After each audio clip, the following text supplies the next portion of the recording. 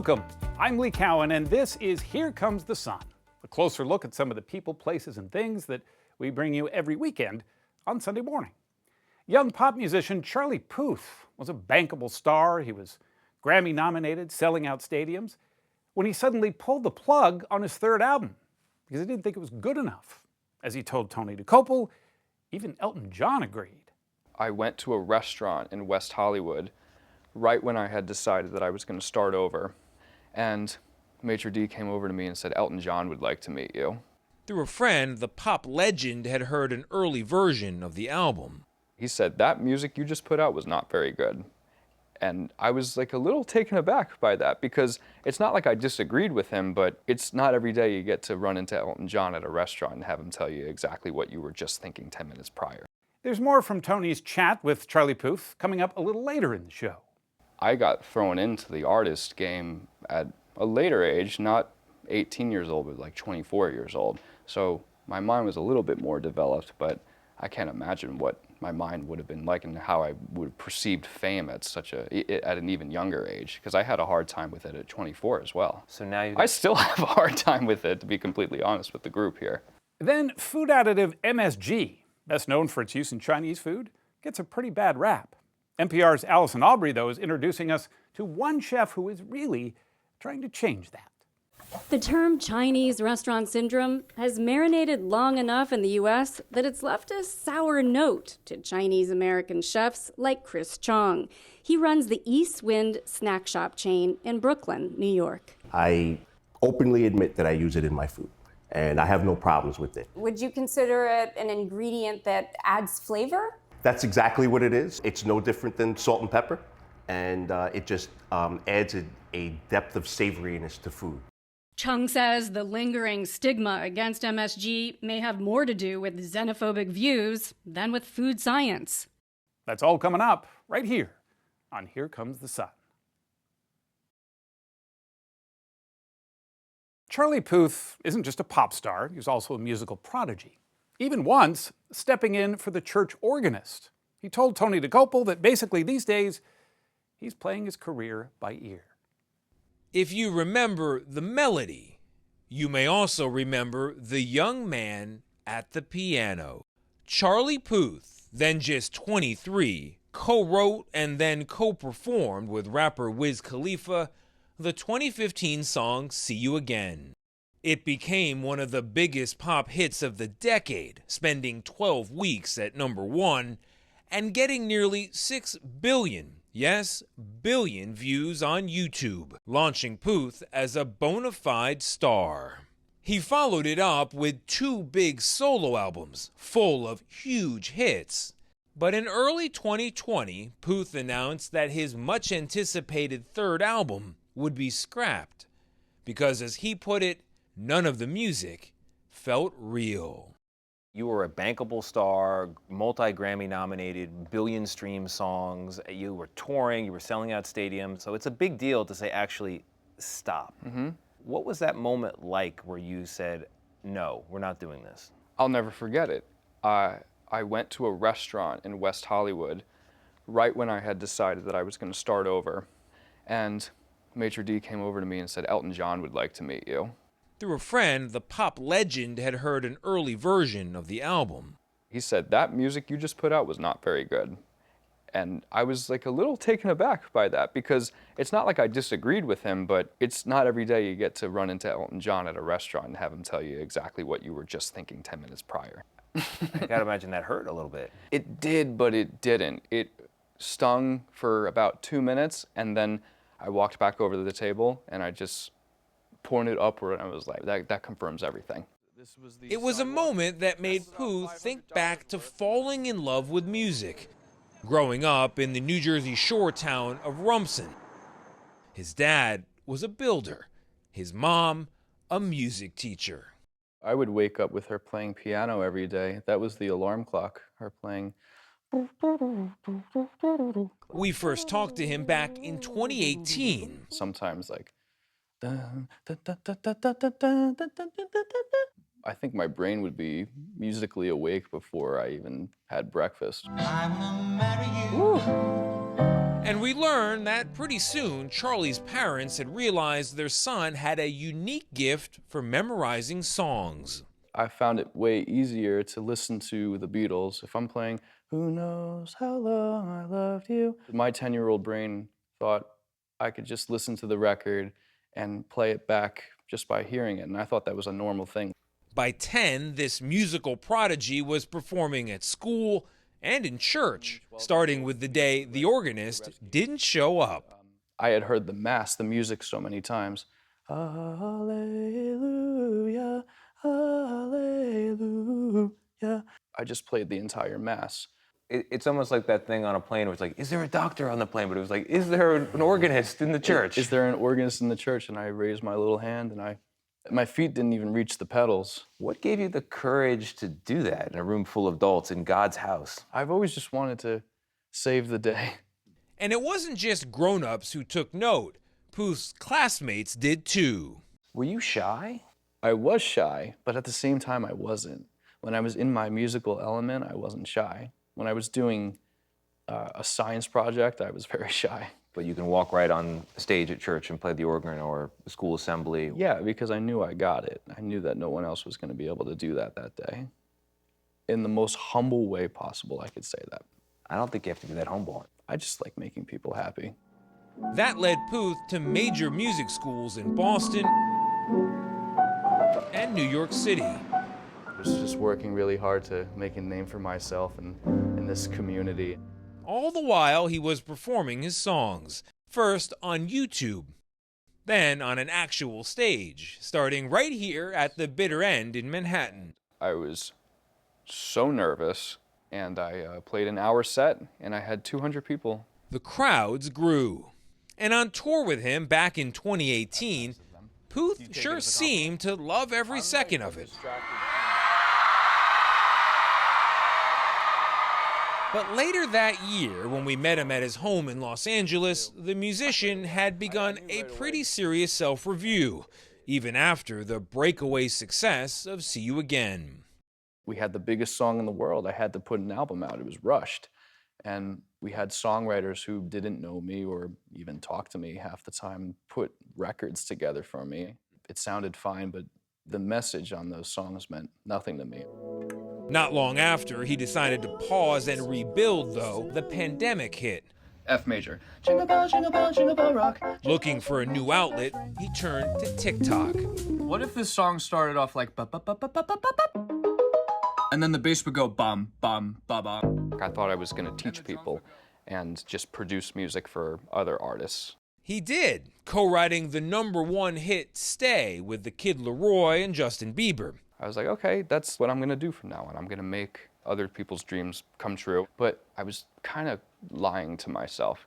Instead, he started writing for Charlie Puth once again. Now, 3 years later, the pop star is back with a wildly popular collaboration with Jungkook of BTS. And while Charlie is officially his third album, the now 31-year-old artist says it feels, in some ways, like his first. I'll be telling the truth. From here on out, you can't lie and write a song. I'll be telling the truth from here on out. Sometimes to my detriment, but at least it'll be the truth. More exclusive excerpts from their conversation coming up a little later in the show. But first, a seasoning with an unsavory reputation.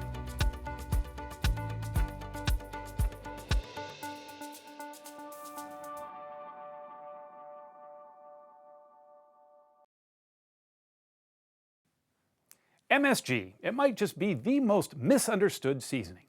NPR's Allison Aubrey found out just how it came to be viewed as such a distasteful ingredient. Americans love Chinese food. At one point on election night in 2020, Google searches to find some outnumbered searches for who had won the presidency. But you'll still see these signs around. In restaurant windows, menus, on food packages. Have you ever wondered why? Back in 1968, the New England Journal of Medicine published a letter written by a doctor titled Chinese Restaurant Syndrome. The doctor described feeling sick after eating a meal at a Chinese restaurant. The physician exhibited some unusual symptoms leaving that restaurant: the headache, palpitations, nervousness, dizziness. Tom Sherman is a biochemist and nutrition expert at Georgetown University. He says that letter sparked decades of research and confusion over MSG. Even an entry in the dictionary. But the upshot today? The evidence is complete. Data in multiple studies conducted multiple different ways with human subjects has never found any evidence for toxicity of MSG. And people get sucked into believing, because I ate this and this happened, it was what I ate. And that's frequently not the case. MSG is basically a concentrated form of glutamate. It has about 1/3 of the sodium found in table salt. It occurs naturally in many foods, from cheese and tomatoes to corn. I mean, I don't want to pretend like it's good to eat MSG, but it certainly isn't bad. Researchers say some people may be sensitive to MSG, but health authorities from the FDA to the World Health Organization have deemed MSG safe in the amounts it's found in food. MSG is used all over the globe. Americans eat, on average, about a half gram of MSG per day. It's found in everything from fast foods to snacks to canned soups.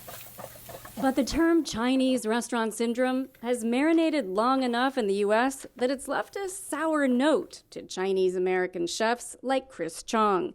He runs the East Wind snack shop chain in Brooklyn, New York. I openly admit that I use it in my food, and I have no problems with it. Would you consider it an ingredient that adds flavor? That's exactly what it is. It's no different than salt and pepper, and it just adds a depth of savoriness to food.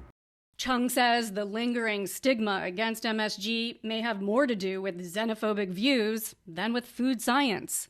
I've worked in Japanese kitchens, I've worked in Thai kitchens, a lot of kitchens that weren't Chinese, and they all use MSG to some extent. But I've only heard in the Chinese environment the request for no MSG. They said, don't put MSG in the food. I know you guys use it in China, but you live in America now. There's not Italian restaurant syndrome or Mexican restaurant syndrome. That's Tia Raines, Senior Director of Public Relations for Ajinomoto, one of the leading makers of MSG. First of all, MSG is delicious. The company led a successful campaign to have Merriam-Webster update the term Chinese restaurant syndrome as dated and offensive. I present. And another campaign took aim at the phrase, no MSG. For one thing, MSG was not discovered in Chinese restaurants. It was a Japanese chemist, Kikunai Ikeda, co-founder of Ajinomoto, who first extracted MSG from seaweed over 100 years ago. Today in the U.S., Ajinomoto extracts glutamate from corn, and the flavoring is produced at this factory in Iowa. For Tia Raines, MSG's reputation can still be tough to swallow. We are trying to bring these facts forward at this time so that people aren't afraid when they see monosodium glutamate on a food label, or they're not afraid to have it in their kitchen and use it in their cooking. Here's your big finisher for the MSG. And let people taste for themselves is the takeaway for Chris Chung, too. That's it.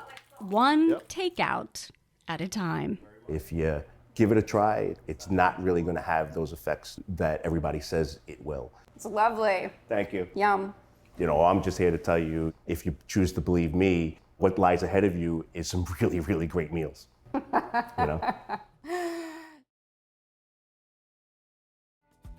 I read that you described this new album as your first album, really, as yourself. Yes. What do you mean by that? We'll have more with Charlie Puth coming up next. Stay with us. My personality, my being, me sitting on this wooden chair, had a rhythm section.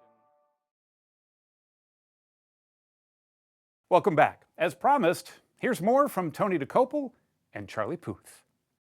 So I wanted to get to Charlie, the new album, but on the journey to Charlie, I just want to ask you about the last two albums, because when I said I liked them, and I had a little Twinkle in My Eye. It's because I mean it. I really rocked out to voice notes. Thank you.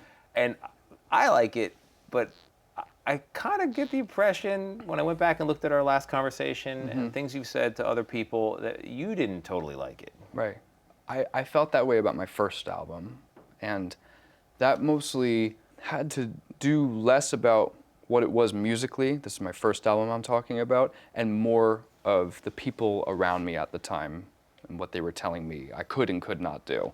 And that's not artistic freedom. Nobody above you should be telling you what you can and cannot do with your art. Do you think in retrospect, you were such a star at such a young age, and all these people came to your side and said, let me help you. Do you think in retrospect you were just too young still to know what to say no to, who to push away? I didn't even know how to be an artist. I wrote See You Again as a songwriter, thinking that I only realized at the end that I wanted to sing it. In the beginning, I thought I was just, being commissioned to write for a movie. I got thrown into the artist game at a later age, not 18 years old, but like 24 years old. So my mind was a little bit more developed, but I can't imagine what my mind would have been like and how I would have perceived fame at at an even younger age, because I had a hard time with it at 24 as well. So now I still have a hard time with it, to be completely honest with the group here. I can't even imagine it. I mean, most people can't. Yeah. You see the clips of you coming off stage, the people going nuts, people following you, catching glimpses of you, filming it. That's fine as long as you're inspired by what I do, because I'm not always going to know what I'm doing in the music production field. I'm going to need somebody else's help, which is why the best producers of what I can see always surround themselves with new and upcoming young talent. I don't want to be idolized for what I'm wearing or who I'm dating or anything like that. I just want to inspire people. I know that I'm a broken record, but I'm just, you guys reach a lot of people here, so. I want to get back to Charlie, the album. Right. I read that you described this new album as your first album, really, as yourself. Yes. What do you mean by that? I'm calling it Charlie because if my personality, my being, like me sitting on this wooden chair, had a rhythm section and some lyrics and some chords under it, it would be this album. Like, this music is my personality as audio. I know that's a weird thing to say, but I had to have a lot of conversations with myself to write this album, because I essentially made it myself with maybe 3 other people. What is a conversation with yourself when you would appear to be a person having a conversation with your phone a lot? Well, they go hand in hand. With the single out right now, Left and Right, I was listening to, I remember I was listening to Yellow Submarine by the Beatles, and I was so infatuated with how the vocals were only on one side of the speaker. And that was due to, for everybody that doesn't know, that was due to the limitations of recording at the time. They used 8-track recordings. Sometimes you had to put a hi-hat track with Paul's voice. And you can hear it on I Want to Hold Your Hand, too. The vocals are on the left-hand side or the right-hand side. And I was wondering to myself, and this is how I write every song, what's missing in the music world? And I thought, panning, and lyrics that go along with the panning, left and right. So I had the title Left and Right, and I was just thinking to myself, okay, I say, Charlie, what does left and right mean? Like, what happens left and right? Like, I'm over here. What if I sang about the inside of my mind rather than the classic songwriting tactic of, I can't get so-and-so out of my head, I'm sad?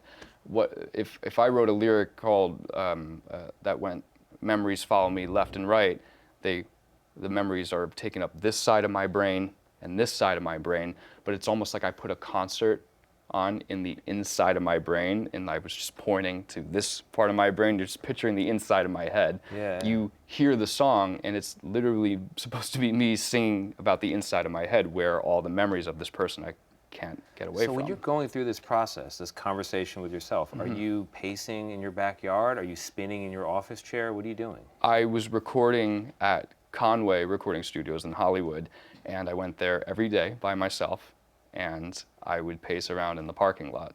And if I didn't come up with a song that day, I would get super sad, but then I would go home, drive down Melrose, and just hope to God that the next day I could come up with a melody idea. But I wrote a lot of songs pacing around in that parking lot. Are you still in touch with in this new my album, gosh. do you feel once again like the kid on the organ making the room happy? I do, but I feel like the church is like 16,000 times bigger now. It is, yeah. Because I have elderly people coming up to me saying they like what I do. I have kids as young as 5 years old. I have all walks of life saying that I want them to be honest with me, by the way. If you don't like my music, have an opinion about it. If you're like, whatever, I could live without it, if you're indifferent, that's what hurts the most. I want you to passionately dislike it or passionately love it. You make people feel something for sure. I just want people to feel something. The Charlie Puth story. The Charlie Puth story. I'm Lee Cowan. Thanks for joining us. We'll see you here next time on Here Comes the Sun.